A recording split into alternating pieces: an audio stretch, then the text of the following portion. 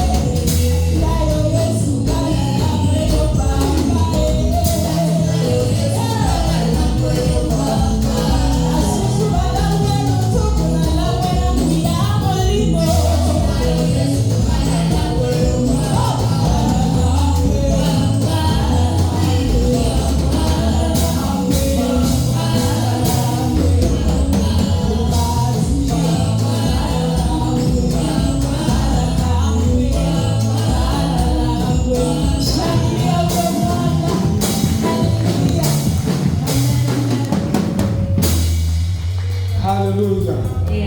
Est-ce que tu peux acclamer pour le Seigneur? Acclamez-le parce qu'il est bon.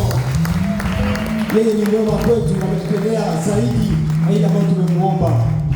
Yeye ni mwema kwetu, ametutendea zaidi ambayo tumemwomba. Tusikia tena kumtumainia huyu Bwana, kuwa na imani kwake. Tusikia kufungua roho yako ili muabudu tena asubuhi ya leo, kwani anatenda mema katika maisha yetu. Haleluya. Nous sommes à ta présence, Seigneur Dieu, parce que tu es bon. Hakuna anayekuwa kama na wewe, e Bwana wa majeshi. Unatenda mambo juu ya fahamu zetu. Unatenda mambo zaidi ya ambayo tunakuomba. Nani kama na wewe Bwana? Tuko tayari tena kukuabudu. Tuko tayari tena kukuinua. Tuko tayari tena kukusifu kwa wakati. Kwa hiyo tutembea zaidi ya yale ambayo tunakuomba. Hakuna kama na wewe. Haleluya. Haleluya. T'adorons Seigneur Jésus. Il y a comme toi. Haleluya.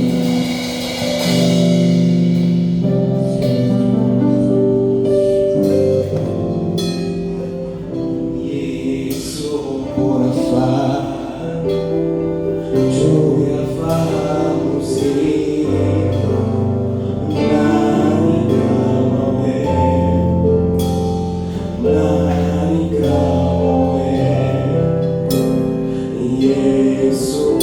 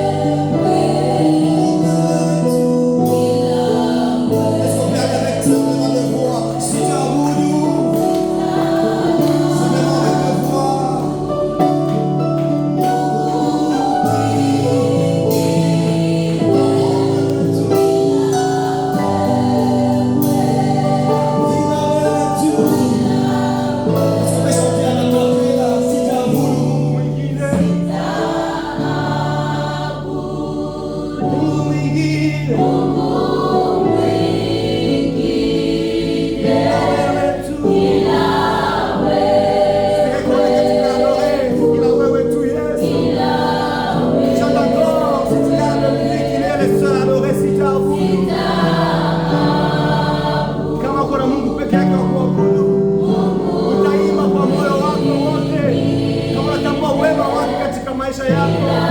Nasikia kumwimbia kwa moyo wote, ukitangaza kwamba ni yeye peke yake anaweza katika maisha yako. Sitaabudu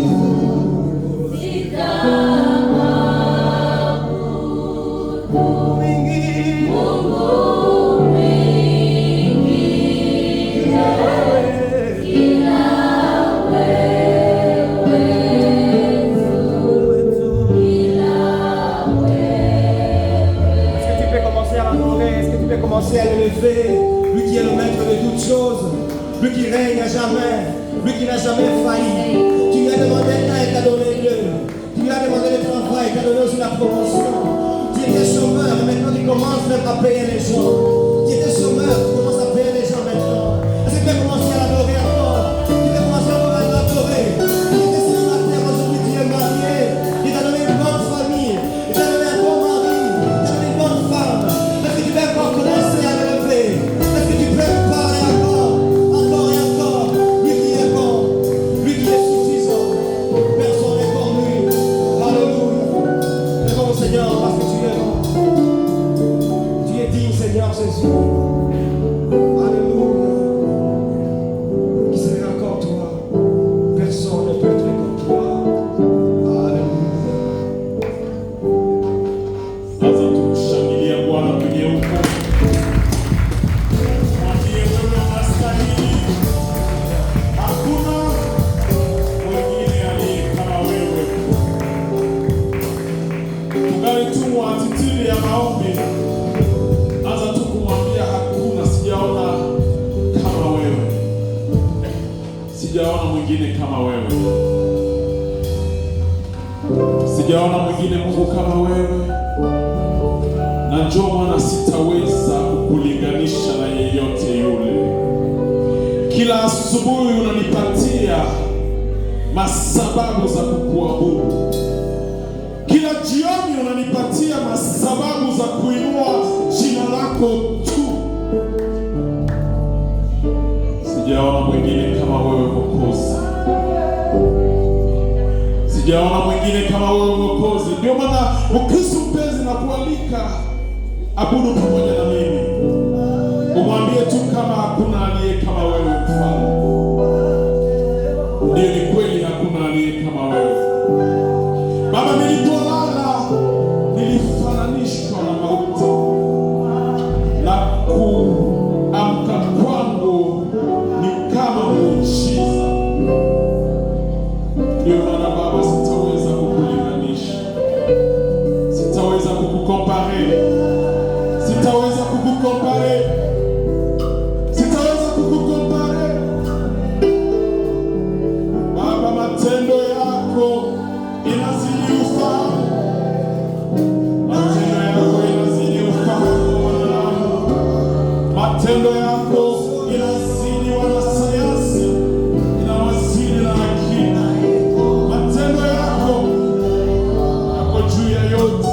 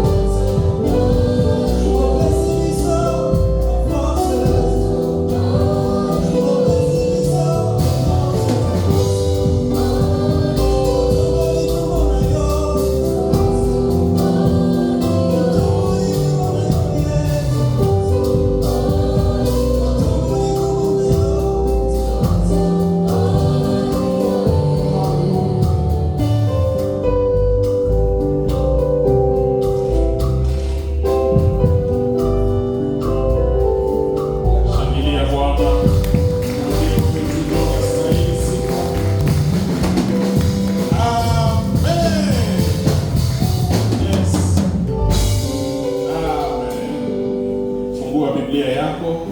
Leo tutasoma ndani ya kitabu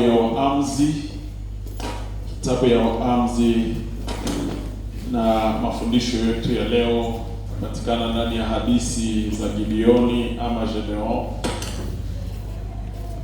We are going to read Judge chapter 6. Waamuzi sura 6. Tutasoma kutoka mstari wa 11 mpaka 21. Lakini katikati ya mafundisho tutakuwa na evoke pia maverse zingine za hii chapitre. Waamuzi, kwa wale ambao wanakuwa na Biblia ya Kiswahili, Waamuzi sura 6 mstari wa 11 mpaka 21, na nitatumia Biblia yangu ya Kifaransa kwa kusoma. Puis vint l'ange de l'Éternel et il s'assit sous les térébintes d'Ophra, qui appartenait à Joas de la famille d'Abiézer. Gédéon, son fils, battait du froment au pressoir pour le mettre à l'abri des Midian. L'ange de l'Éternel lui apparut et lui dit: L'Éternel est avec toi, vaillant héros. Gédéon lui dit: Ah, mon Seigneur, si l'Éternel est avec nous, pourquoi toutes ces choses nous sont-elles arrivées? Et où sont tous ces prodiges dont nos pères nous racontent quand ils disent: L'Éternel ne nous a-t-il pas fait monter hors d'Égypte? Et maintenant nous abandonne et nous livre entre les mains des Midian. L'Éternel se tourna vers lui et dit: Va avec la force que tu as et délivre Israël de la main des Midian. N'est-ce pas moi qui t'envoie? Gédéon lui dit: Ah, mon Seigneur, avec quoi délivrerai-je Israël? Voici, ma famille est la plus pauvre en Manassé et je suis le plus petit de la maison de mon père. L'Éternel lui dit: Mais je serai avec toi et tu battras Midian comme un seul homme. Gédéon lui dit: Si j'ai trouvé grâce à tes yeux, donne-moi un signe pour montrer que c'est toi qui me parles.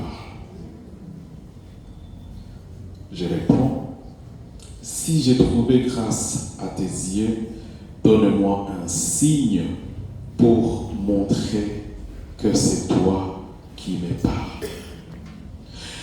Ne t'éloigne point d'ici jusqu'à ce que je revienne auprès de toi, que j'apporte mon offrande et que je la dépose devant toi. Et l'Éternel dit: Je resterai jusqu'à ce que tu reviennes. Gédéon entra, prépara un chevreau et fit avec un épha de farine des pains sans levain. Il mit la chair dans le panier et les jus dans un pot, les lui apporta sous les térébintes et les présenta. L'ange de Dieu lui dit: Prends la chair et les pains sans levain, pose-les sur ces rochers et répands les jus. Et il fit ainsi. 21. L'ange de l'Éternel avança l'extrémité du bâton qu'il avait à la main et toucha la chair et les pains s'enleva. Alors il s'éleva du rocher un feu qui consuma la chair et les pains s'enleva. Et l'ange de l'Éternel disparut à ses yeux. Amen. Amen. Wakati Mungu anakutana na wewe, Mungu anakuita, kunakuwa mission specifique, mission spéciale ambayo anataka wewe pamoja naye muaccomplir. Na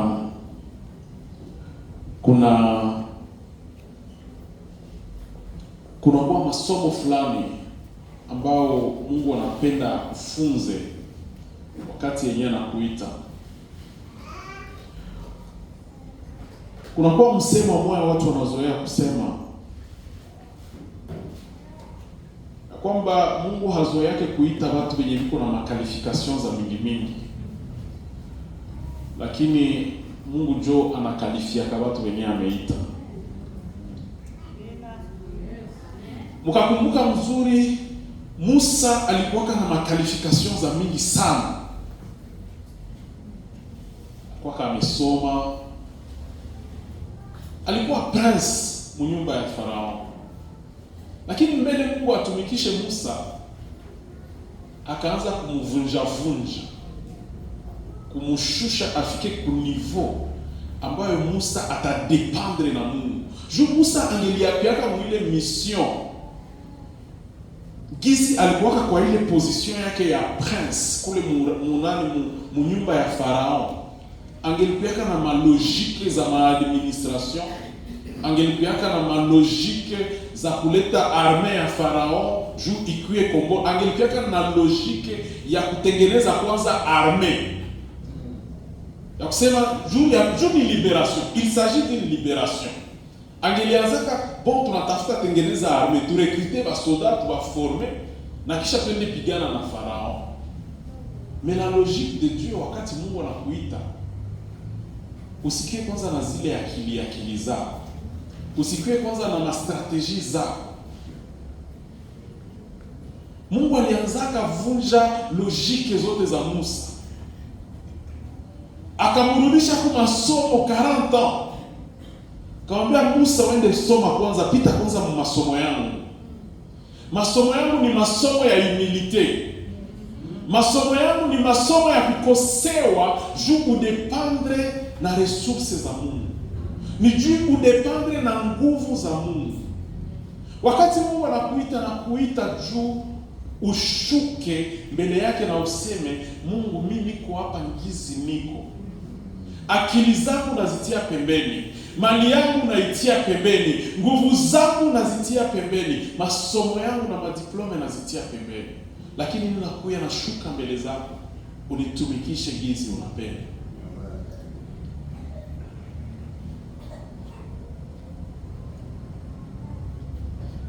Mungu anapenda akuite na kutumikishe gizi huko. Usimuletee madolari.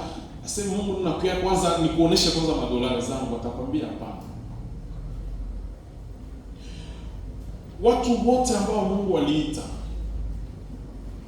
walianza pita kwanza mwekole ya Mungu. Na ekole ambayo imegusa moyo wangu asubuhi wa leo ni ekole ya humilite. Ekole ya humilite. Wakati Mungu anaita Abraham, alikuwa na mission fulani juu ya Abraham.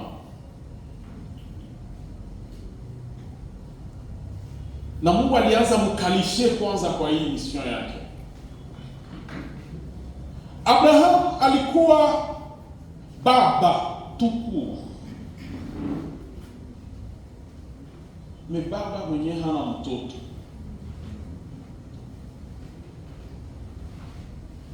Baba mwenye hana mtoto. Na wakati Mungu iko namuita, Mungu anasema, Abraham, kitu kia kwanza kile ninatafuta na wewe, ninatafuta kukukalifie kwa hii mission yangu. Tutaanzia kujina. Juu promesse yangu mu maisha yako ni kukufanya wewe ukuwe baba wa mataifa mengi, ifo jina yako kwanza tuigeuze, utoke kubaba tuku ugeuke baba wa mataifa mengi. Na kisha Abraham anageuka kuwa Abraham. Amen. Hadithi nyingine ni hadithi yangu na wewe. Wakati Mungu anatuita kutoka ndani ya ulimwengu wa dhambi na mauti, anatuita kwenye ulimwengu wa uzima wa milele. Na anataka wakati yenye tuko kwa hii dunia tupite mshule yake, tupite mu experience yake. Amen. Amen. Mungu amekuita wewe na mimi kwenda zaidi, tufanye hatua zaidi ya jina yetu, ya jamaa yetu, ya village yetu, ya kabila yetu, ya nyumba ya wazazi wetu. Anataka kutuita kwa kitu cha zaidi. Tumekuwa na usomi asubuhi ya leo ndani ya kitabu ya Waamuzi, ndani ya kitabu ya Juge, na tunajua hadithi hizi za Gedeon.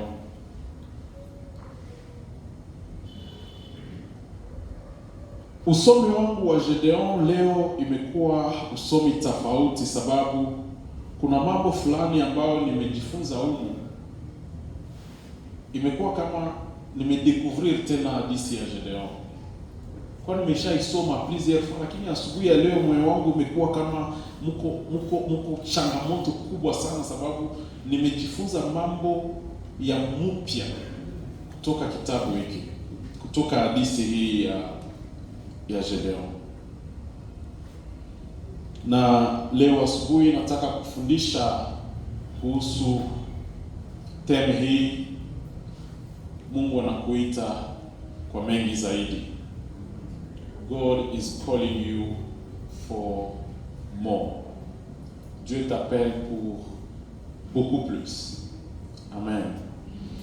Beaucoup plus que ton identité, beaucoup plus que ton nom, beaucoup plus que ta famille, beaucoup plus que ta tribu, beaucoup plus que ta maison. Dieu t'appelle à beaucoup plus que des limitations. Wakati Mungu anakutanana na Gedeon, jambo la kwanza Mungu anamkalifie, anamuita vaillant héros. Mais sasa musikie description ya huyu vaillant héros. Anasema jamaa yangu ndio jamaa maskini mwembisi, kisha na mie ndio wa mwisho mwale wa maskini wote.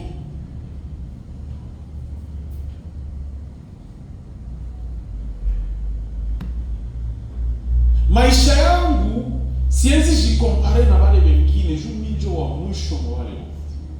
Ni wakati Mungu anakuja na kuambia aseme vaillant héros. Ewa Mungu yuko naona mweye kitu kenye wewe hauko najiona, na kitu kenye kinatesa moyo wangu ni juu shetani anaonaka vya mzuri wa maisha yako, mewe hauko na viona. Shetani ko jalua maisha yako juu ya nini anaona maisha yako, kisha wewe peke yako na viona. Uko najiona wa mwisho, unajiona kama hauna maana, unajizarau na kuzarau maisha yako. Cha nikwambie kama destiny yako ni destiny ya zaidi. Maisha yako ni maisha ya zaidi. Umeitwa kwa mengi zaidi. Acha kuneglige kile kitu ambacho Mungu ameweka ndani yako. Sababu wakati Mungu anakuona kama vile mshindi. Wakati Mungu anakuona kama vile tajiri, Wakati Mungu anakuona kama vile mtu wa afya na mtu wa nguvu, lakini wewe unajiona basi magonjwa ishakanitesa. Basi hii mgongo sijue kama hii mgongo tu iko sasa itanimaliza. Basi bumaskini. Basi burefugee tuko tu ba refugee mwingine. Acha nikwambie, unaweza kuwa refugee wa tajiri. Unaweza kuwa refugee na uko tajiri. Bwana asifiwe. Anza kuona positive kwa maisha yako. Anza kujiona jinsi Mungu anakuona. Sababu Mungu anakuita asubuhi ya leo. Anakuita, jambo la kwanza ambalo nataka kuambia, Mungu anakuita kwa wokovu. Bwana asifiwe. Mungu anakuita kwa mengi zaidi. Jambo la kwanza, Mungu anakuita kwa wokovu. Wakati Mungu anakuita kwa wokovu, yeye yule anasimama kwa mlango wa moyo wako. Anapiga hodi. Na kisha anasema, ukisikia sauti yangu utafungua. Na wakati unafungua, qu'est-ce qui se passe? Anasema ya kwanza ataingia. Ya pili anafanya nini? Atakula pamoja na wewe. Atafanya nini tena? Wakati anaingia, anakuletea uzima. Anakufanya kuwa mzima. Na kisha anakuletea na provision. Odela ya presence yake mu maisha yako, anakuletea na provision. Haizi sema mtakula na halete chakula na hakuna chakula. Haizi sema kama mtafanya fete na mko magumu. Unaweza fanya kwako fete na una makuta. Unaweza fanya fete na una makuta. Ça veut dire qu'ataleta stabilité, ataleta provision. Mais au-delà de ça, wakati anakuita kwa wokovu, anakuita kwa uzima wa milele. Anakuita kukua murithi pamoja na yeye. Anakuita ili akufanye mtoto wa Mungu. Akurestore mu identite originale yako ya kuwa mtoto wa Mungu. Amen. Wakati anakuita kwa wokovu, anakuita juu kurestore mu identite originale yako ya kukua mtoto wa Mungu, na kisha anakupatia uzima wa milele. Amen. Amen. Jambo la pili, Mungu anakuita kwa ukaribu zaidi naye. Dieu t'appelle à plus d'intimité avec lui. Bwana asifiwe. Je répète, Dieu t'appelle à plus d'intimité avec lui. Wakati yenyewe Mungu anakutana na Gedeon, anaongea na Gedeon, hakuishia pale. Wakati niliendelea kusoma hii chapitre, nina découvrir kama Mungu aligeuka rafiki ya Gedeon, akaanza mpartager ma secret. Bakaanza ongea, yuko na discuter. Gedeon anamwambia, bon sasa kama ni wewe uliniita ungoe kwanza pa. Ngoe kwa pale nikuletee sadaka. Mungu anamwambia nini? Ndagoe. Wewe uende, utarudia utakutana. Kisha wakati vita inatafuta anza, anaambia tena, Mungu, niko na besoin ya sinyo. Si ni wewe tu. Niko na besoin ya sinyo, nipatie sinyo. Natatia hii aka kashifu hapa. Kwa saa asubuhi, sababu utakucha ile mai, ninapenda isikue fasi nyingine, lakini ile rose, sijui kama tunaitaka nini mkiswahili, ile umande ikue fasi yote, lakini iacha hata kanguo kangu. Asubuhi analamuka, anakuja anagusa kanguo kamelobana, lakini fasi nyingine kote kuna kauka. Anasema, Mungu usisirike. Asikia giza anaanza ile phrase, anasema usisirike, juu ningali nakuuliza tena. Kisha anamwambia, kwa sasa tushaje. Kesho ninapenda nilamuke akakanguka na kauka, lakini umande ikue fasi yote. Analamuka na kutana vile alilomba, na njoo vile vinakuwa. Mungu anaendelea kumpatia masini ya kwamba yeye ndio iko pamoja na yeye. Na kisha wakati vita inaanza, Mungu tena amkuja na mwambia Gedeon, lamuka uende fanya kwanza espionage. Wende sikia kwanza. Wende pata zingine preuve ya kwamba niko na kugarantire victoire. Gedeon, Mungu anakaribia Gedeon naye anakaribia Mungu, wanajenga uhusiano, wanajenga urafiki. Kwa Wakristo wengi siku walihubiriaka kisha akasema na mimi naokoka leo, na kisha ndio basi nikaishia hapa. Anakuyaka mkanisa me hakuna effort hata moja yenye anafanya ya kudevelope urafiki wake na Mungu. Hafanye maombi, hasome Biblia. Wakristo wapenzi, acha nikwambie, sekret ya kumkaribia Mungu na kuongeza intimite yako ni maombi. Mkristo mwenye haombaki hawezi kuwa rafiki wa Mungu. Mungu hata kurevele kitu kama haumkaribie mu maombi. Plus uko nakaribia Mungu mu maombi, plus unaanza sikia sekret za Mungu. Mungu anaanza kurevele na masekret za baenemi yako. Sekret nyingine ya kudeveloper intimite yako pamoja na Mungu ni meditation ya neno la Mungu. Toute sa parole iko hapa. Na muhimu maneno mko masekret za mingi sana. Medite hii maneno. Medite maneno ya Mungu. Utakutana ndani masekret. Mungu ataendelea kujirevele kwako na kukurevele masekret za mingi sana juu ya kubariki maisha yako hapa duniani. Amen. Na nafurahia kuona gizi Mungu alianza revele masekret za baenemi mu masikio ya Gedeon. Na wewe nakualika asubuhi ya leo develope intimite yako pamoja na Mungu. Umkaribie ndani ya maombi. Umkaribie ndani ya maombi. Siku nakwambia aseme ukuye tu hapa sasa yenye tunaomba na wewe uombe, hapana. Develope culture ya maombi en privé. En privé.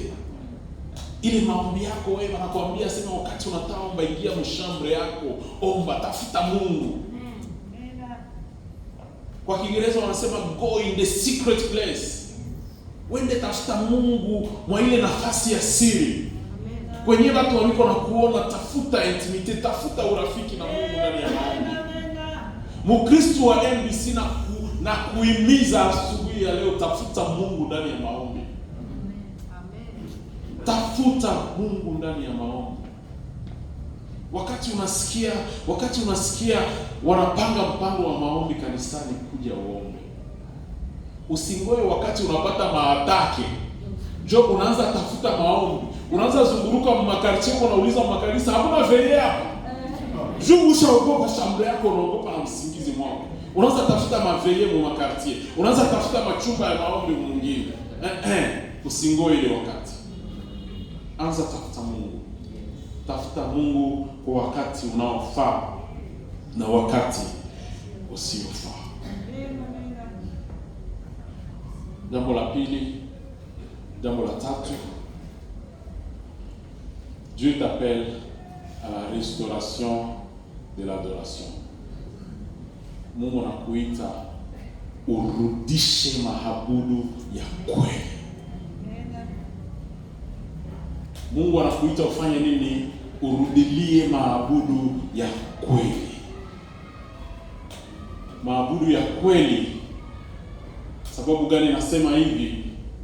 Wakati tunasoma hii chapitre, ukiendelea mbele kidogo, utakutana Mungu anapatia Gedeon test. Anamwambia baba yako si anaabudu Baali. Unaona ile madhabahu yake, wende uibomole sasa. Gedeon akaenda kubomola madhabahu ya babake. J'imagine balifanya masaa za mingi yuko na ibomola, ni kusema ilikuwa madhabahu ya kabambi sana. Na kisha asubuhi watu wanatafuta Gedeon, wanatafuta wanasema hii madhabahu imebomoka. Nani mwenyewe alibomoa? Wanafanya ankete, wanakutana Gedeon ndio alibomoa. Na kisha hakubomola tu aiache vide, akajenga madhabahu ya nani? Ya Mungu. Wakati yenyewe unaarete zambi, ujitie munini? Mungu. Wakati yenyewe umepata deliverance, usiache nyumba yako vide. Kwa passage ya Biblia anasema zile demo zenyewe walifukuza zikarudia zinakutana na nyumba imefagiliwa mzuri, zitafanya nini? Wanasema maisha fagia, wanaenda wanaita wengine, wanaita tena na wengine, wanakuya tena na nguvu, kisha wanasema hali ya ule mtu inakuwa tena ya mbaya kushinda hizi ilikuwa zamani. Ndio maana usiachake vide. Kwa hiyo libomola madhabahu ya shetani, jenga hapo madhabahu. Niko na kualika kurestore adoration maisha yako, Mkristo mpenzi. Niko na kualika urestore adoration ya kweli. Yesu anatuambia ndani ya Biblia, anasema Mungu anatafuta nani? Waabudu. Wenyewe wataabudu ndani ya nini? Ndani ya ukweli, na si ndani ya roho. Mungu yuko anatafuta waabudu ambao watamwabudu ndani ya kweli na ndani ya roho. Na ninakwambia kubomoa madhabahu ya shetani haiko mzaha. Haiko mzaha. Kudetrone madhabahu ya shetani haiko mzaha. Na ndio maana Mkristo mpenzi, wakati tutaomba leo, nitakualika pia tuweze kudetrone madhabahu ambayo imejengwa ndani ya maisha yetu. Ili madhabahu iliko natuma unaminimize grace ya Mungu mu maisha yako. Ile madhabahu iliko natuma unakruare kama wewe hauko kitu. Unakruare kama Mungu haizi fanya kitu mu maisha yako. Acha nikwambie, ugeuze hii madhabahu, uanze amini kama Mungu mwenyewe alikuita iko na uwezo wote. Ninakumbuka ndani ya hadithi za Elia, wanatia madhabahu ya Baali pale na wanatia madhabahu ya Mungu pale. Watu wa Baali wanajichinja, wanatia sadaka zao, wanasema Mungu wetu tujibie, wanajikatakata, wanafanya maincantation, moto haikushuka. Lakini ya Mungu hairataki. Hata kama walimwangia hapo mai, hata kama waliinyeshea hapo mvula, ya Mungu hairataki. Moto inashukaka bila condition, bila aliment. Abudu Mungu wa kweli. Restore adoration maisha yako. Restore adoration maisha yako. Uendelee kuamini ya kwamba huyu Mungu iko. Biblia inasema wenyewe wanamkaribia Mungu ifo waamini kama huyu Mungu iko. Adoration ni sinye kubwa ya kuafirme kama Mungu iko. Adoration ni sinye kubwa ya kuafirme kama Mungu anaweza. Sababu wakati tunamwadore, tunakuwa tunasema Mungu, hivi vitu yenye umefanya hakuna mtu mwingine mwenye anaweza vifanya.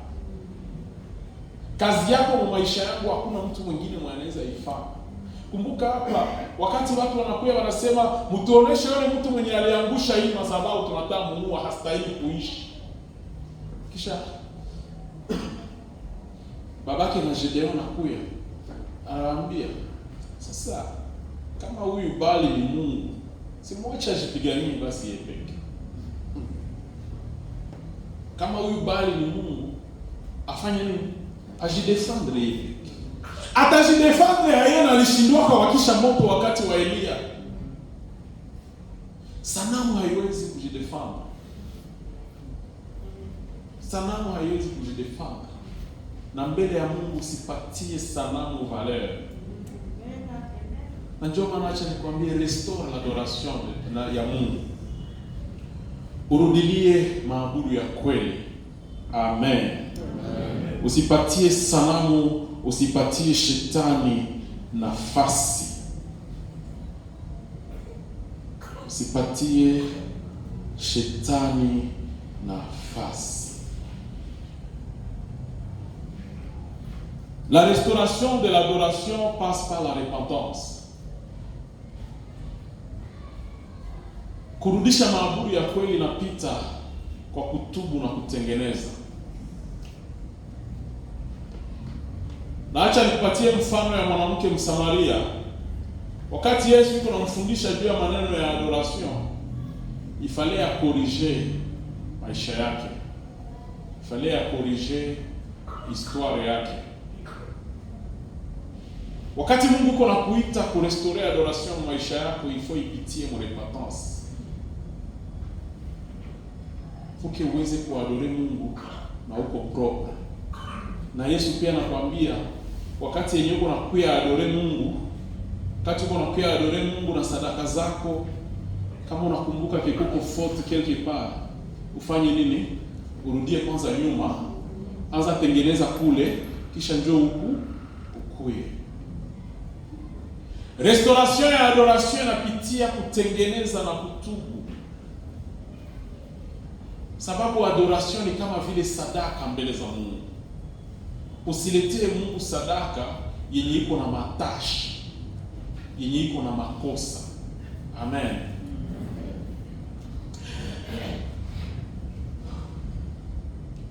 La restauration de l'adoration passe par la reconnaissance et la foi au seul vrai Dieu.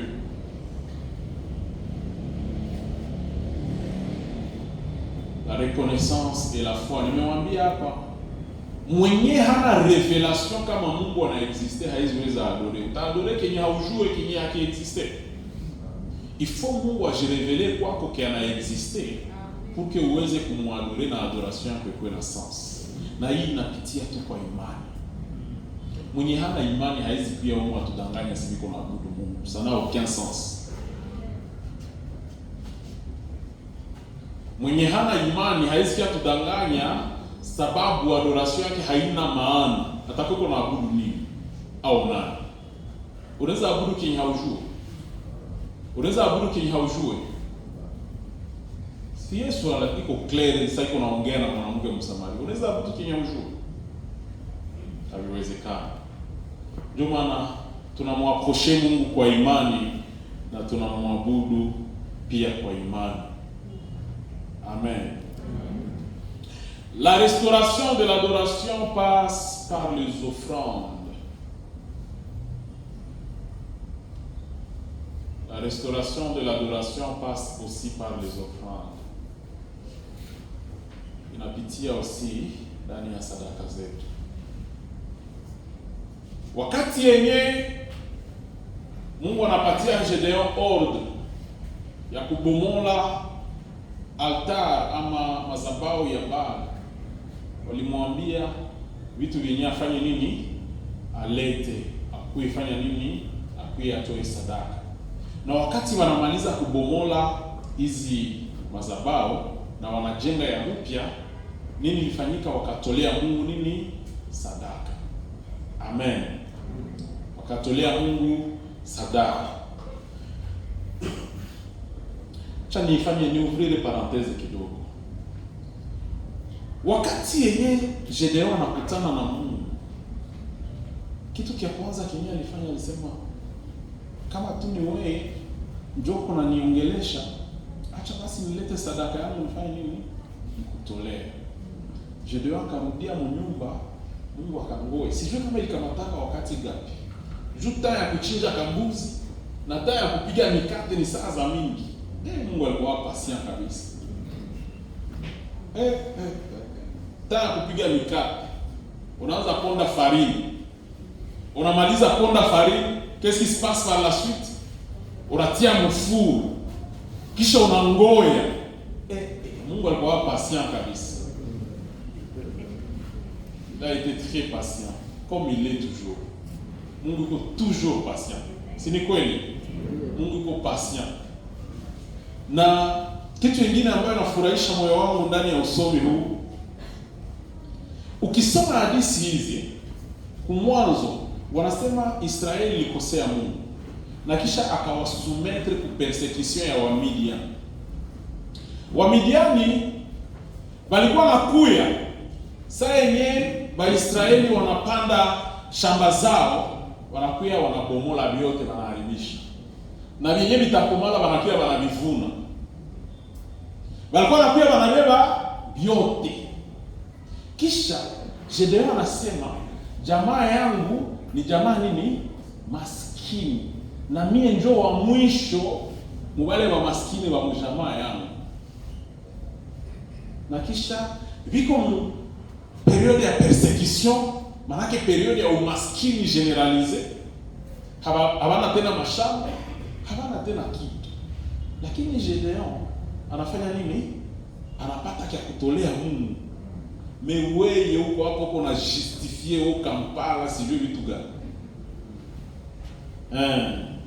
Ilikuwa parenthèse. Jambo la 4. Dieu t'appelle à la restauration de ta dignité en t'accordant la victoire sur tes ennemis. Dieu t'accorde la victoire sur tes ennemis. Dieu restaure ta dignité.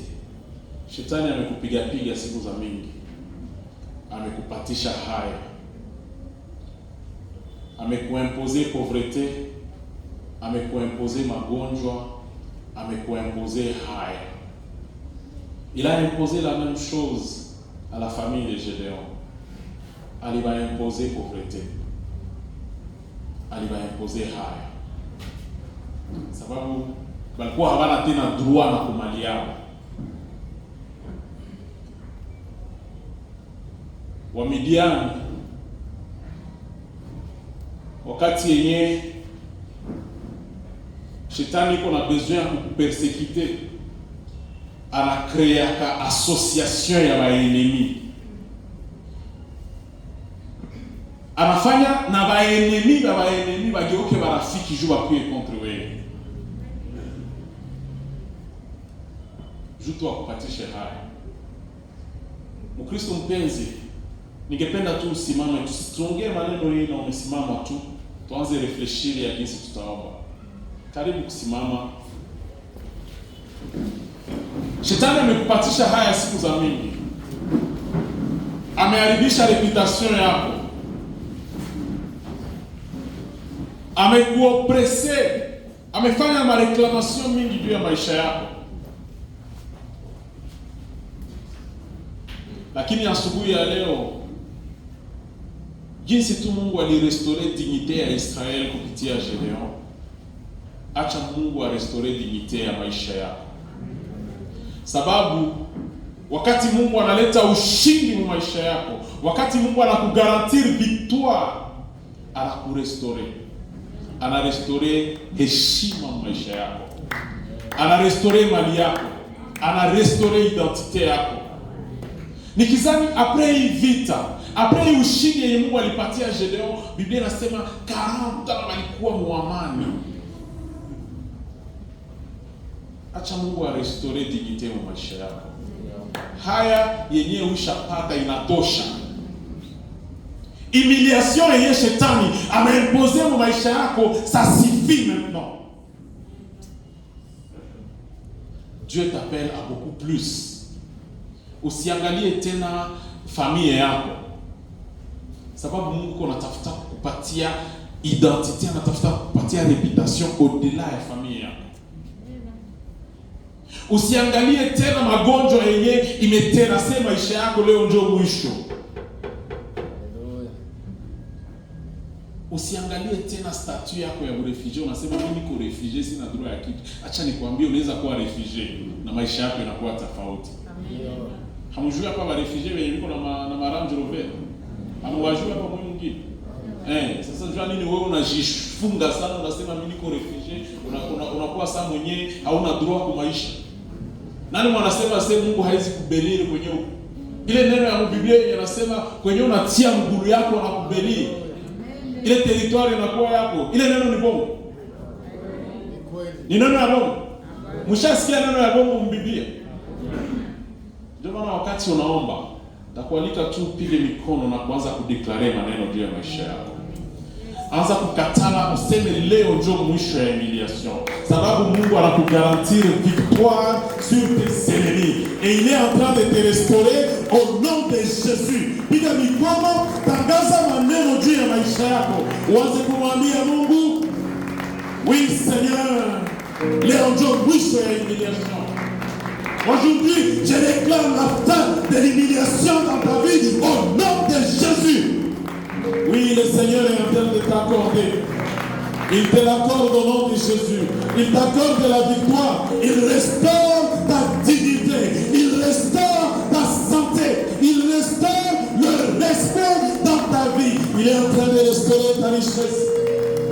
Il te restaure. Oui, Jésus est en train de te restaurer. Et il t'accorde la victoire. Il t'accorde la victoire sur tes ennemis. Il te rend fort. Il t'appelle déjà vaillant héros.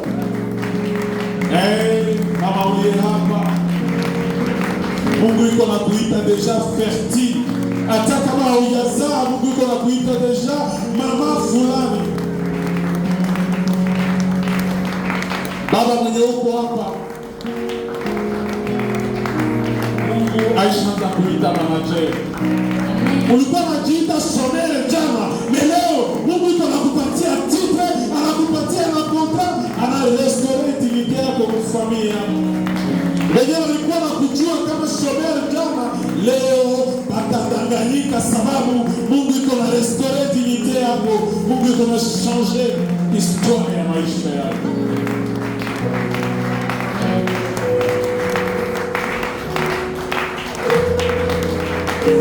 Wengine walikuwa na kuita kabwera, leo histoire ya maisha yako inachange. Wengine walikuwa na kuita mkosefu, kesho watachange. Je suis en train d'imaginer ama watu wengine walipitaka pale kwenye ule kipofu walikuwa na ikala, wamesahau kama Yesu alipita. Wamesahau kama Yesu alipita, wasema kwanza ulizana ukipofu amekuja wapi. Wanasahau kama Yesu amechange identité ya ule kipofu. Sema hauko tena kipofu. Hauko tena kipofu. Le Seigneur est en train de restaurer ta dignité. Piga tu mikono, deklare maneno juu ya maisha yako. Sema wenye walikujua jana, leo watadanganyika sababu Mungu iko na changer identité yako. Mungu iko na restaurer dignité ya maisha yako. Le Seigneur t'accorde la victoire sur tes ennemis. Le Seigneur t'accorde la victoire sur la maladie. Le Seigneur t'accorde la victoire sur le chômage.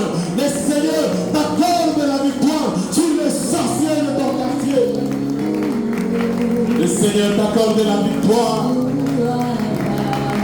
Le Seigneur t'accorde la victoire sur les échecs. Le Seigneur t'accorde la victoire dans tous les aspects de ta vie. Au nom de Jésus, au nom de Jésus, prie mon frère, prie mon frère. Oui, le Seigneur est en train de te restaurer.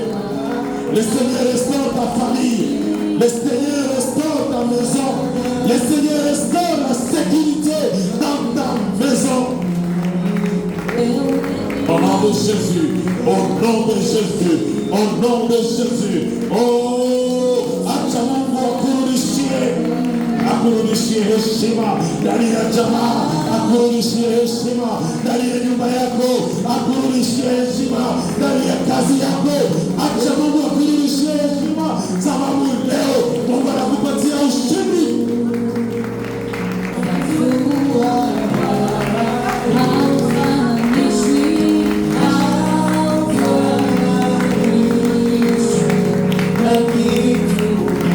Kufanya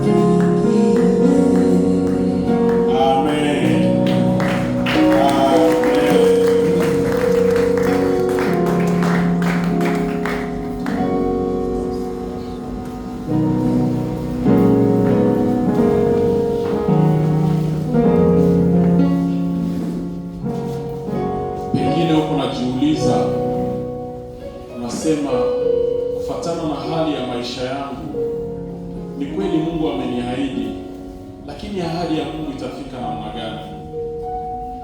Peut-être una vita na uko unajiuliza ndapata ushindi namna gani? Gedeon naye alikuwa anajiuliza, Mungu anasema atanipatia ushindi, anasema atanitumikisha juu ya kulibere wa Israeli. Itafanyika namna gani? Na kisha Mungu anamwambia, ambia wanaume wote wenye wanaogopa kwenda kuvita warudie nyumbani. Kama Mungu hatembeake na watu wenye wanatetemeka kwa watu ya boga. Na kisha Mungu akaendelea kufiltre, akaenda na chuya mpaka kabakia na watu 300. Na kule ngambo ya waadui walikuwa maelfu. Ndio maana usiogope maelfu wenye wiko mbele yako. Fais confiance à la stratégie de Dieu. Mungu anajua situation yako ndani.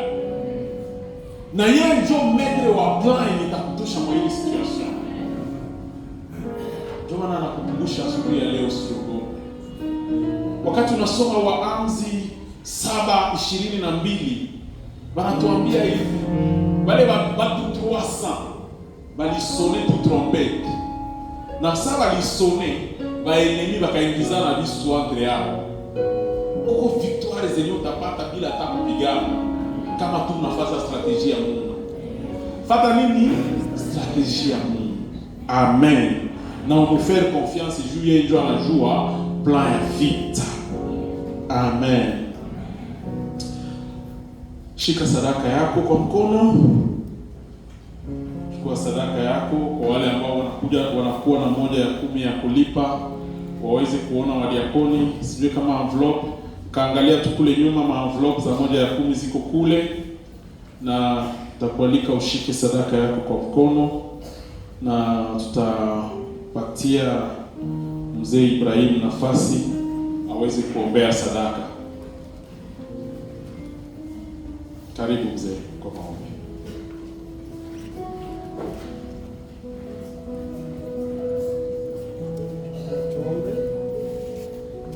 Baba, katika jina la Yesu Kristo, tunakuja mbele yako tena Bwana, na tunashukuru kwa kuwa kwamba umeweza kutupokea, na kwa neema kubwa Mungu umeturuhusu kusikia neno lako. Wakati tunafika kwa muda kwa kutolea Bwana, tunasema Bwana tusaidie, pokee kidogo ambayo tumekuja nayo, uibariki iweze katenda kazi kubwa Bwana. Bariki baba, bariki mama, bariki yoyote ambaye amejitayarisha Bwana kwenye alitoa Mungu, uweze tena kuzidisha yeye Bwana. Nimeomba ya machache ni katika jina la Yesu Kristo. Amina.